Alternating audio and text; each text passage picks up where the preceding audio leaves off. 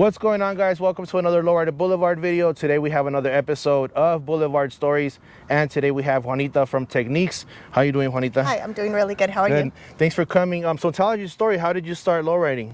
I started lowriding back in 1984. 84, okay. 84. I was 16 years old. Everyone in the neighborhood, the guys, all had lowriders. Right. So that's something that, we all wanted to do. So back in 1984, I had asked my dad to buy me a car, and it was a 1977 Cutlass Supreme. He told me, the car you want has been sold. And I thought, oh no. And it was funny because the lady who was selling the car worked across the street from where we lived. And he goes, try it, call it. And I'm 15 and a half. I'm, not quite 16 years old. So I called the number. She says, it's been sold. Well, that night after work, I sat outside with my cousins and my sister, and I go, oh, it's been sold. We're not going to get the car, because it was like all of us, if one of us got one. And the lady drove right across the street into our driveway, and my dad had bought me my first car. Also, he was playing you. He was playing me. Yeah, playing me. So what happened was, it was black Cutlass T-tops, okay. red vinyl top. I did not have the money to do hydraulics or anything back then, so cut the springs and threw some sandbags in the back. And that was my first car, and threw some Supremes on it. Got me that $99 Earl Shy paint job, and hit the road. Where was this? What city was this in? This was in Denver, Colorado. I was born and raised in Denver. Oh, yeah. Okay. And I mean, you saw it growing up, like all the guys had one in the neighborhood, but kind of like what, I mean, is that how you caught your lowrider bug, or was your dad into lowriding, or? I caught the lowrider bug from the guys in the neighborhood. I got into cars from my dad. Oh, okay. My dad has always had cars. You'll see a picture in there. He's got a 1958 Impala convertible. We've had everything. And I kind of got the car bug from my dad. But as far as lowriding, I got it from all of my friends, my guy friends. At what point did you start lowriding here in Vegas? I was lowriding before I got to Vegas. I've been in Vegas 10 years, and I lowrided my way over. Okay. I lowrided my way over. When I first got here, I had called up Viejitos. That's when Danny was the president, and I had called them and said, hey, I'm new here. Can you guys help me? They actually came to my apartment and helped me move and unpack. Oh, cool. So it was really cool, and cruising around with them for a while. Then what I did is, because I was new to the community out here, I would go to shows. And one of the first shows I remember going was with Hellcats with Gary to one of the hot rod shows. Because I didn't have spokes on the wheel on the car yet. So it was pretty interesting. So I drove up in the 48. It was all black then. And the hot rodders were like, wow, look at this. We haven't seen this here before. So it was kind of cool. So you had your 48 from Denver. You brought it over here. I did, yes. Oh, okay. Yeah, same 48. Yeah. Yeah, just when I got here, it was all black.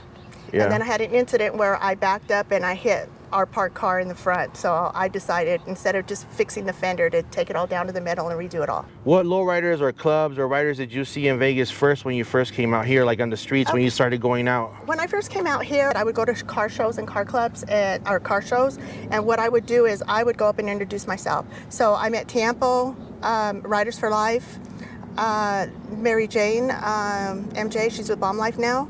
Okay. And so a variety, and I would just talk to everybody. I'm new here. I would tell them I'm new here, looking for places to cruise, looking for some friends. That's pretty cool. Yeah. And how was that for you, like coming over here, like new to the city, and just kind of like going and introduce yourself? Did you feel like the lowrider community was like, they welcomed you? Yeah, they were really accepting.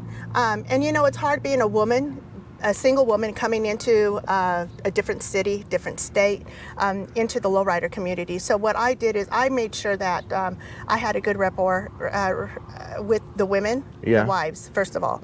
And if I say, okay, we're going to go cruising, I would communicate with the wives, not the husbands, because I didn't want any controversy or anything like that. But they were welcoming, very welcoming. At what point, once you were in Vegas, you said you've been here 10 years, at what point did you join Techniques? How long you been part of that?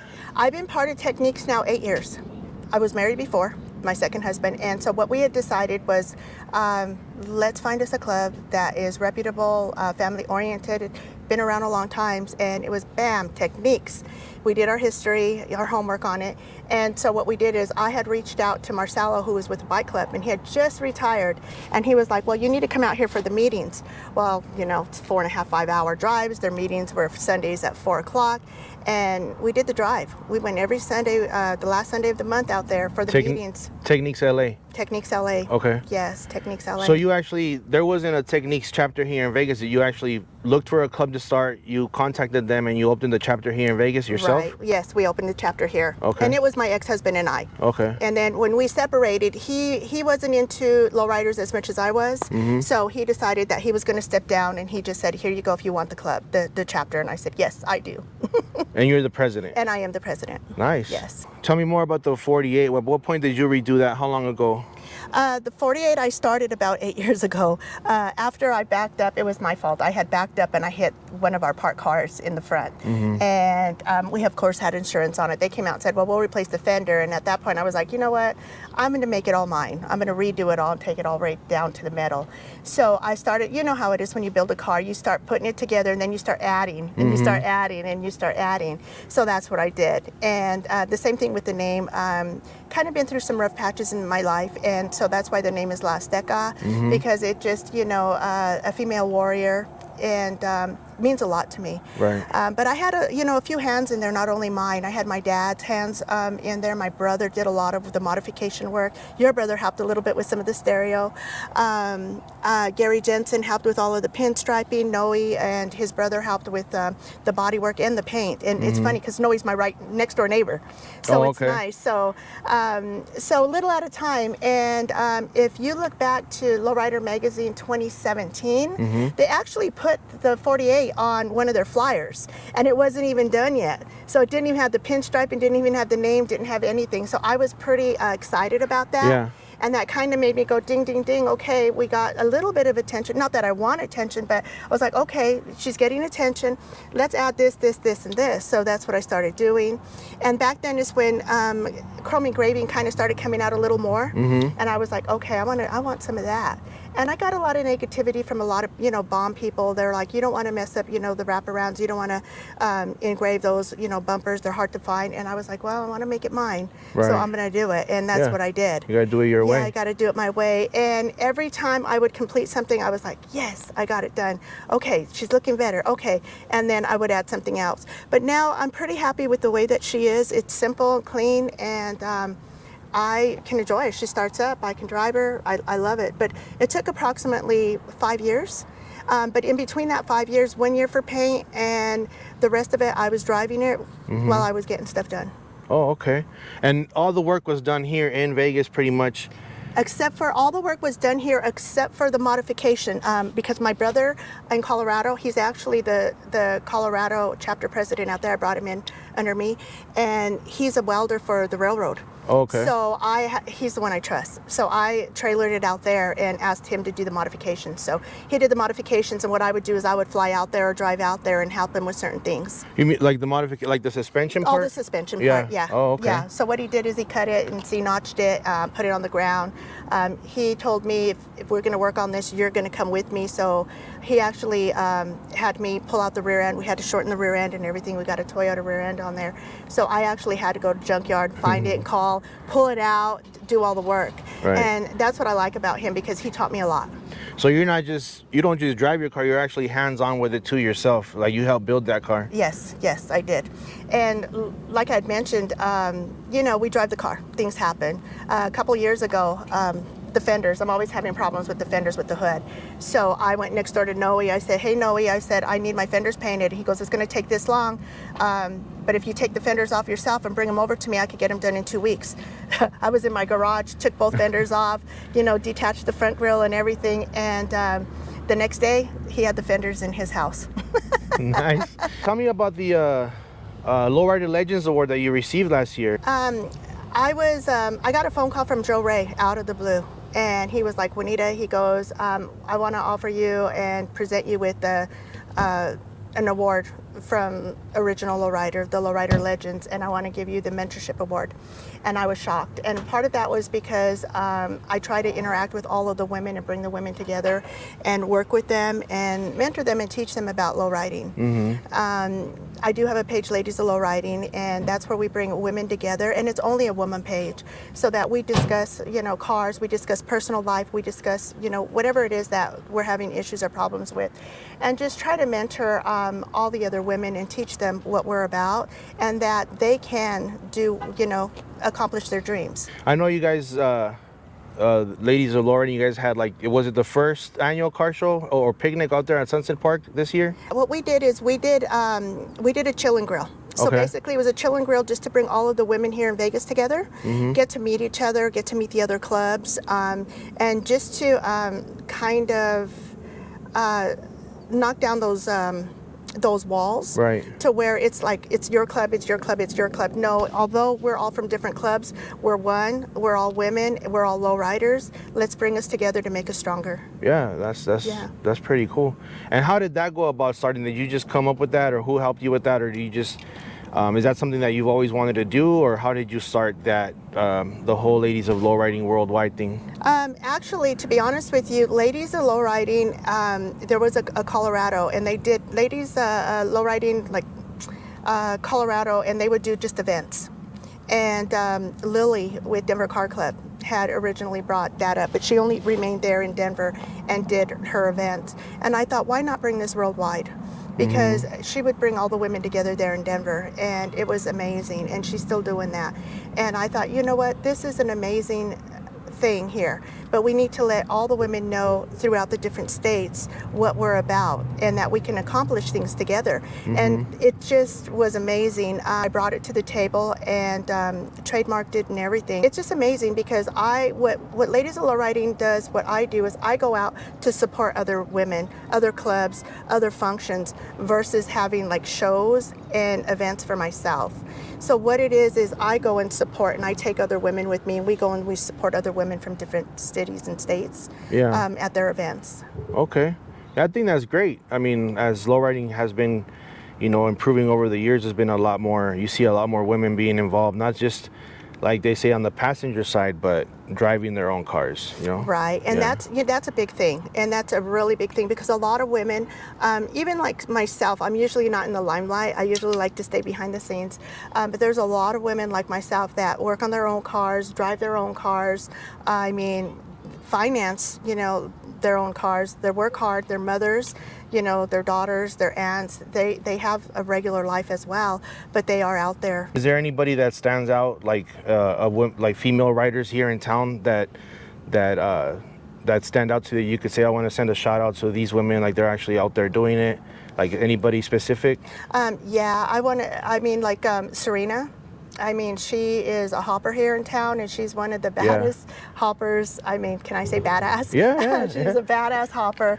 And Yuli, same thing. I mean, she's got that 62 convertible, and even before that, she had her, I think it was a Cutlass that she had as well, and she would three-wheel it and everything. Oh, that's as well. the blue 62 that has like a little bit of pink in it, right? Yeah, that one is her.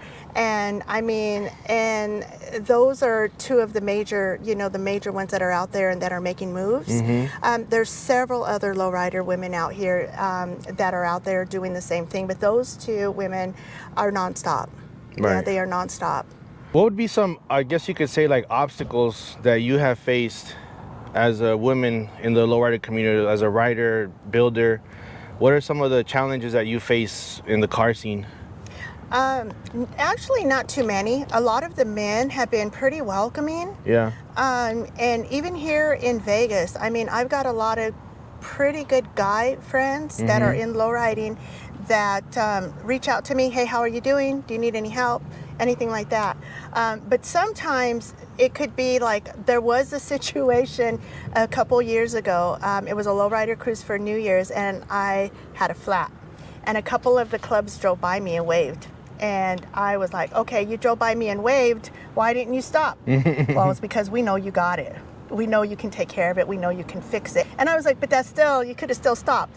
But other than that, I mean, as far as men and obstacles, everything has been pretty smooth. I have learned a lot from them. I do reach out when I do need help, because I have to be, you know, perfectly honest. A lot of people say women can do what men do, and I can't.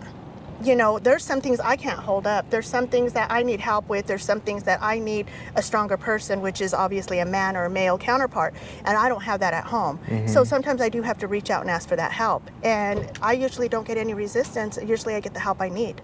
So I don't have anything bad to say about that. That's great. Yeah, that's pretty cool. So mostly probably it's been more about what you do to your car, right? And it's not so much like, oh, she's a girl low riding, but like the engraving and stuff like that. Probably much you heard more stuff about that than. Yeah, I get opinions. Yeah, most of it is just opinions of what I'm doing to the 48, because they're like, hey, those cars are hard to come by. You don't find a 48 delivery. Same thing, you know, like with the bumpers. But you know, like I had mentioned, when you build a car, you build it to the way that you want it, and that's what I did. And I just, you know, I take it in. You know, I take it with a grain of salt. You know, that's their opinion, and that's fine, but I'm going to continue doing what I want to do because it's mine. Yeah. I think people have an opinion, and once it's done, like once they see it done, maybe they think like... They change their mind. Or they're like, well, I envisioned it something different. Yeah.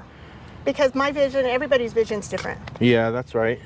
What would make the car scene better for you here in Vegas? I think out here in Vegas is... we've had a pretty good couple of spots, but it's all about respecting the spot, cleaning up after yourself, respecting other people, respecting that spot. And that's why a lot of times we get kicked out of where we're going, like Main Street. There was a complaint on Main Street. One of the owners had complained because the trash and everything was left. And so I think wherever the spot is, just respect the spot, respect each other, clean up, you know, after each other. And that's the main goal here, is let us all go out and have a good time. Let us be safe while we're having a good time, because there's been some incidents, you know, at Lamala as well, and we don't want that. We don't want negativity. What we want is we want a positive environment. We want an environment where we can teach our children and the younger generation that, hey, low riding is, one, not a crime, and two, it's fun, it's family orientated, and this is what we do. Right. I mean, as the city grows and you're getting more people, and obviously more people low riding coming in from different states or starting here, I think you think it's pretty important for the lowrider community to keep that positive mindset and maybe do some kind of, you know, just do something great for the community so that we can be looked at in a positive way instead. Yeah, and I think there are certain clubs and individuals that have been doing that. One thing is Nicole Smiley. She's doing an upcoming shoe drive. And what it is she's not in a particular club, but she does fundraisers. And the thing is she tries to bring that community together so that it can show that the lowrider community is doing something positive for the community, for the children and the people in need. And we need to continue doing that as a whole, as a lowrider community, to show the city that, hey, we're not all bad. You know, we have good intentions. We want to provide positive influence, and this is what we are really about, and try to avoid all that negative stuff. Right. You have an award from Lowrider Magazine. When was that? What was that for? I have 2023 an honorable mention for Lady of the Year. Last year, Lady of the Year went to Tina Blankenship, and I got an honorable mention for 2023, which was pretty good, I thought, you know, because they only do one award, and for as many women are in the country, you know, and to be noted, that was good. 2024, I got another honorable mention from Lowrider Magazine. It's pretty cool to be recognized, you know, as a woman in the lowrider game, and to be recognized, that's great. Yeah. I was surprised both years. Yeah. And you know, a lot of people say it's just an honorable mention, but at least you're mentioned, and that means you're being recognized for something good. Yeah. Do you travel a lot, like with your car to shows? Yes, I do. I have a 24-foot enclosed trailer, and I trailer it myself. I load it and trailer it myself. Again, something my brother taught me. Said, if you're going to be a lowrider, you're going to travel, you're going to learn. So, yeah, so I load her up, and I'll drive from here to Colorado. I've been to Colorado shows, New Mexico shows, Arizona, California. I was going to try to make it to the Chicago show, but my father passed earlier this year, so I was unable to make it. Sorry to hear that. Thank you.